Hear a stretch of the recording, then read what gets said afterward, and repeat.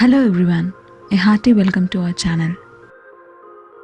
In today's video, let's prepare super soft idli. If you like the video, please do subscribe and do not forget to click on the bell icon to stay updated on our upcoming videos.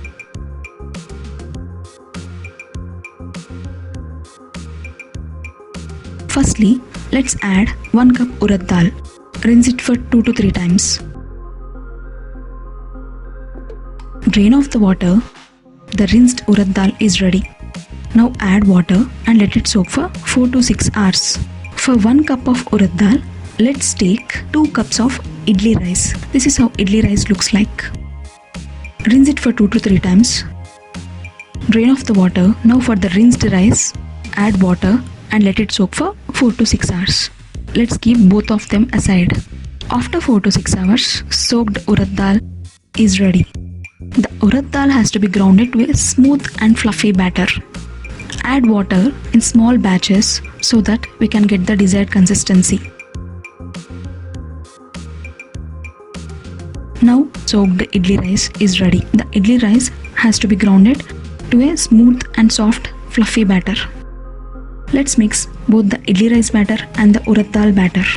Lastly, the batter has to be fermented for a minimum of 8 to 10 hours so that it doubles in size. You may keep it in a hot or humid place to fasten the fermentation. After 8 hours, this is how the batter looks like. You can see the air pockets very clearly. This means the batter is well fermented. Now add 1 teaspoon of salt and mix well.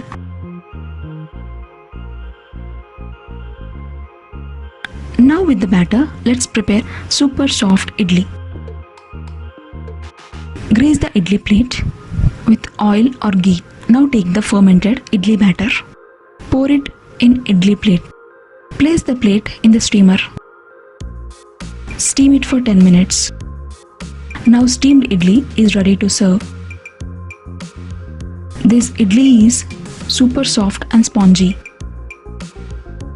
It tastes great with curry leaves powder and red chili garlic chutney. If you want to know about how to prepare this curry leaves powder or red chili garlic chutney, please let us know in the comment section.